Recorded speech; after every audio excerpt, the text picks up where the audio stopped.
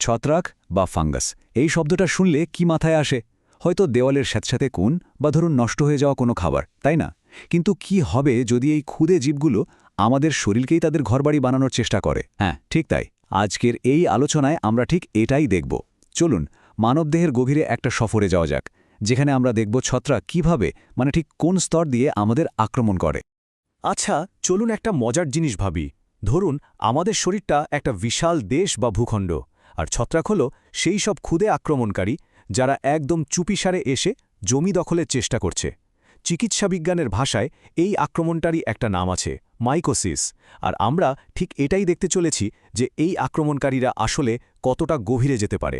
তো এই যে সফরে আমরা বেরোচ্ছি, এর জন্য একটা ম্যাপ তো লাগবে, তাই না? আমাদের ম্যাপ হলো এই হাতের লেখার নোটগুলো। দেখুন, এখানে খুব সুন্দর করে ছত্রাকের আক্রমণকে ভাগ করা হয়েছে, তারা কতটা গভীরে যায় সেই অনুযায়ী। তো চলুন আর দেরি না করে এই ম্যাপ ধরেই এগোনো যাক। আচ্ছা, তো আমাদের সফরের প্রথম স্টপ একদম বাইরের স্তরটা, সারফেস লেভেল। এখানে সবচেয়ে সাধারণ আর বলা যায় কম মারাত্মক ছত্রাকের সংক্রমণগুলো হয়। এদেরকে বলা হয় সুপারফিশিয়াল মাইকোসিস। সুপারফিশিয়াল শব্দটা শুনেই বোঝা যাচ্ছে, তাই না? এটা হলো একদম পৃষ্ঠের সংক্রমণ। ছত্রাকগুলো আমাদের ত্বক বা চুলের একদম বাইরের, মৃত কোষের যে স্তরটা আছে, শুধু সেখানেই থাকে। আর সবচেয়ে ইন্টারেস্টিং ব্যাপার কি জানেন? আমাদের শরীর এদেরকে পাত্তাই দেয় না, এদের উপস্থিতি টেরও পায় না। তাই কোনো রকম ইমিউন রেসপন্স বা প্রতিরোধের ব্যাপারই আসে না। এর একটা খুব কমন উদাহরণ হল টিনিয়া ভার্সিকালা, আরে যেটাকে আমরা ছুলি বলি। এই নোটগুলোয় দেখুন বলা আছে লক্ষণ কি। ত্বকের ওপর ছোট ছোট সাদাটে দাগ। দেখতে হয়তো ভালো লাগে না, কিন্তু তেমন ভয়ের কিছু না। ব্যাপারটা অনেকটা ওই যে দেয়ালের ড্যাম পড়লে যেমন হয়, ঠিক সেরকম। শুধু বাইরের দিকেই, ভেতরে কিছু না। তো সারফেস লেভেলের গল্প তো হলো, এবার চলুন একটু গভীরে নামা যাক। আমরা এখন এমন একটা লেয়ারে ঢুকছি যেখানে ছত্রাক আর মৃত কোষ নিয়ে সন্তুষ্ট নয়, তারা এবার জীবন্ত কোষকে আক্রমণ করছে। আর ঠিক এখান থেকেই কিন্তু শরীরের সাথে ওদের আসল লড়াইটা শুরু হচ্ছে। হ্যাঁ, কিউটেনিয়াস মাইকোসিস। এখানে ছত্রাকগুলো ত্বকের জীবন্ত স্তরে, লিভিং টিস্যুতে পৌঁছে যায়। আর ঠিক যেই মুহূর্তে এটা ঘটে, আমাদের শরীরে যে ডিফেন্স সিস্টেম, ইমিউন সিস্টেম, সেটা অ্যাক্টিভ হয়ে যায়। অ্যালার্ম বেজে ওঠে আর লড়াই শুরু হয়ে যায়। আগের লেভেলের সাথে মূল পার্থক্যটা কিন্তু এখানেই।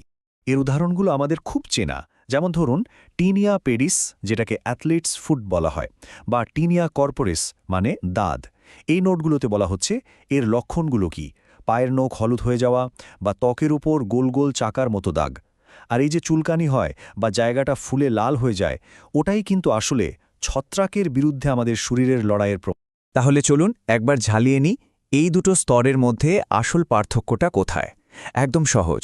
সুপারফিশিয়াল হয় মৃত কোষে, শরীর কিছু বলেই না। আর কিউটেনিয়াস হয় জীবন্ত কোষে, আর শরীর তখন রীতিমতো যুদ্ধ ঘোষণা করে দেয়। এই ছোট্ট পার্থক্যটা মনে রাখা কিন্তু খুব দরকার। আচ্ছা, দুটো লেভেল তো পার হলো। এবার আমরা যাচ্ছি ৩ নম্বর স্তরে। এখানে ছত্রাক কিন্তু আর ত্বকের বাইরের দিকে নেই। সে ত্বকের প্রথম যে ডিফেন্স লাইন, সেটাকে পুরোপুরি ভেঙে দিয়ে আরও গভীরে ঢুকে পড়েছে। এই স্তরের নাম সাবকিউটেনিয়াস।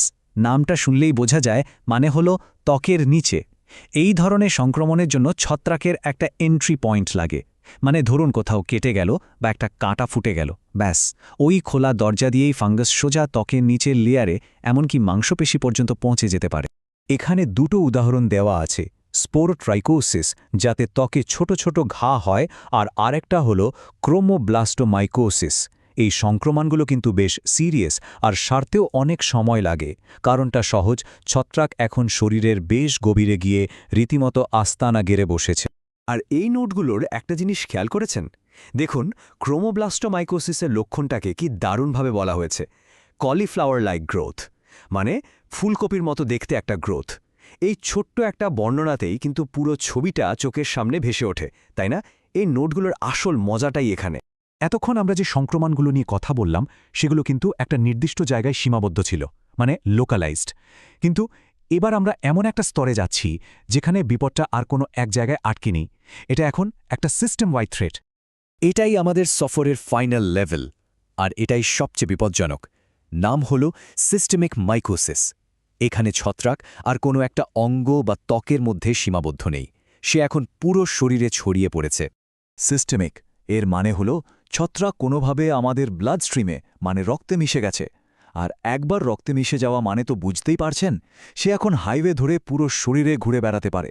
ফুসফুস, ব্রেন, হার্ট যেখানে খুশি পৌঁছে যেতে পারে। ব্যাপারটা অনেকটা পুরো একটা জঙ্গলকে একটা আক্রমণকারী প্রজাতি দখল করে নেওয়ার মতো। এই নোটগুলোই দেখুন, ব্লাস্টোমাইকোসিস আর হিস্টোপ্লাজমোসিসের মতো মারাত্মক কিছু রোগের নাম আছে। এগুলো সাধারণত শুরু হয় ফুসফুস থেকে, মানে শ্বাস-প্রশ্বাসের মাধ্যমে, কিন্তু তারপর পুরো শরীরে ছড়িয়ে পড়ে। আর ঠিক সময়ে চিকিৎসা না হলে এগুলো কিন্তু জীবন নিয়ে টানাটানি শুরু করে দিতে পারে। মানে এখানে ভুলের কোনো জায়গাই নেই।